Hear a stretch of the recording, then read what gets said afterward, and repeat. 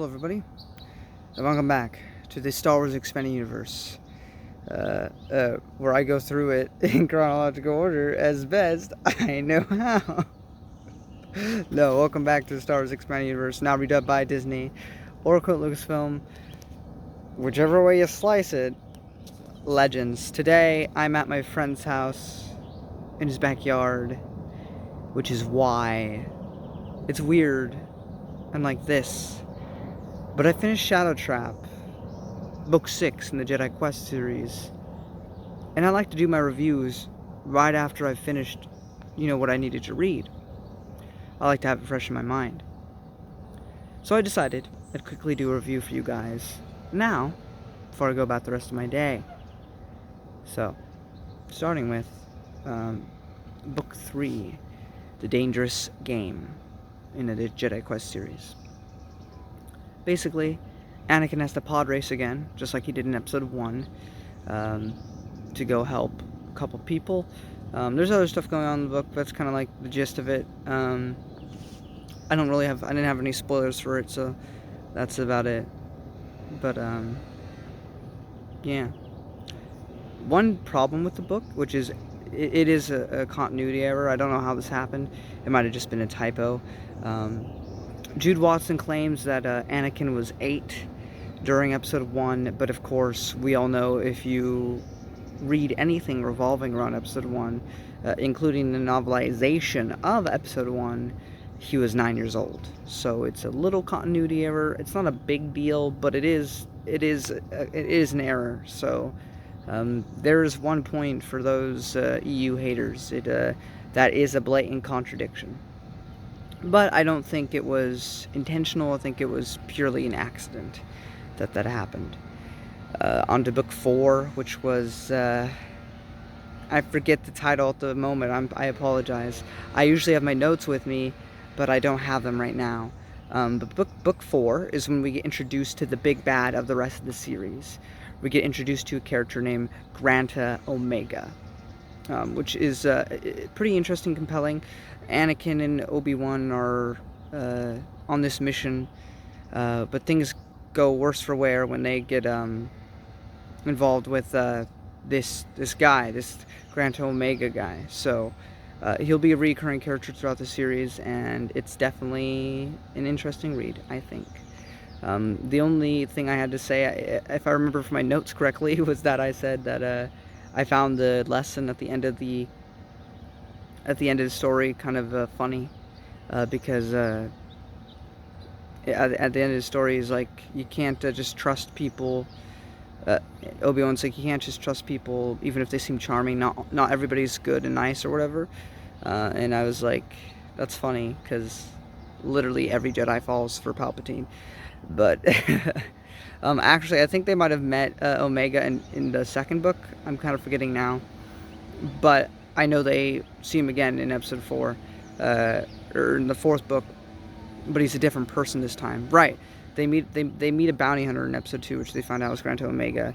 Book 4, they meet this scientist guy on this planet, and he turns out to also be Granta Omega, and he's really good with like disguises and stuff. Book 5 is the School of Fear. Anakin is sent on a mission with Ferris Olin, where they must infiltrate a school and go undercover. This book's pretty good. This is a very similar book in the sense of the Melinda Dan plotline that happened in Jedi Apprentice, where Obi-Wan and Qui-Gon's relationship kind of became fractured for a little bit. And that's sort of the same situation happens here. I won't tell you why. You gotta read the book to find out, but Anakin makes some bad decisions here.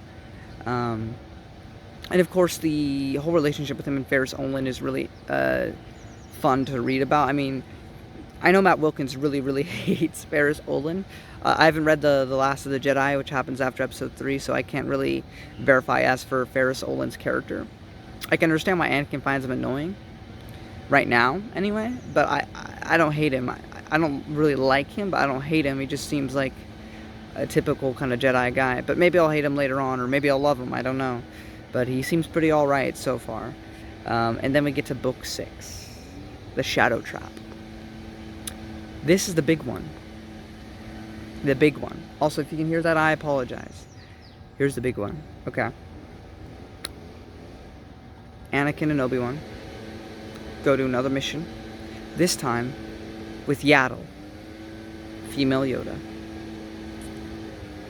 Events ensue, and we find out the truth about Granta Omega.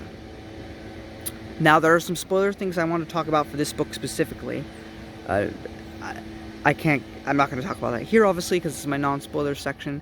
Rest assured, this young adult series is absolutely incredible. And if you love Obi-Wan and Anakin, and you love their relationship, you know, this is before the Clone Wars, of course, but if you just want more of the Anakin and Obi-Wan relationship before the heartbreak that is Episode 3, these are must-reads. Especially if you want to know why Yaddle is not in Episode 2 and 3. That's all I'll say there. That's pretty much it, guys. If you enjoyed this video, give it a thumbs up. Sharing helps out a ton. I'm getting to spoilers now. If you don't want spoilers, now is your time to head out. If you don't care about spoilers, continue on. Or if you're a veteran, continue on. I'm about to get into some spoilers. So, of course, the big spoiler of this book is that Yaddle dies. Yaddle dies saving Anakin's life. And I know Yaddle was just this background character that showed up in Episode 1 for like a second, but it doesn't matter. The fact is that she was in a movie. If she doesn't die on like a TV show or something, or in a movie, I think that's a big deal. I think that's a big deal to kill off a character in a children's book. This isn't even like an adult novel. There's only 3 adult novels in between Episode 1 and 2, and none of them have to do with Yaddle. Like, I don't think there's any other material that deals with why Yaddle isn't in Episode 2. You want to know why Yaddle isn't in Episode 2? This is the book. This is the only way to know what happens to Yaddle. And I think that's insane that a movie character that was on the Jedi Council dies in a book. Now, of course, there's also the long neck guy that died in the comic book or whatever. This one hit much harder, though, because it's in a book. And it's just amazing that they were able to kill off 2 characters from the movies in expanded universe material. And I just think that's absolutely amazing. And of course, the only other spoiler I have is Granta Omega's identity. Now, I already knew this going in, because if you stick around trying to learn about the expanded universe, you end up getting spoiled on a few things. So I already knew ahead of time that Granta Omega is, of course, Xanatos' son. Yes, Xanatos, the former apprentice of Qui-Gon Jinn and the main antagonist of the first half of the Jedi Apprentice series. And that was a really cool reveal as well. And I also find it interesting that he's a villain that is a persistent threat to the Jedi, and he doesn't have the Force. I think that's really, really cool. But yeah, overall, these 4 books are really, really cool, especially the book 6. Book 6 in the Jedi Quest series is really, really short, but it is really, really good. Like, I forget what I heard, but I think it was Stephen King or something who said, like, you know, and I think Matt Wilkins has said this as well, you know, never write your story longer than is necessary. And I felt like 98 pages for book 6 was the perfect amount. That's all we needed for that book.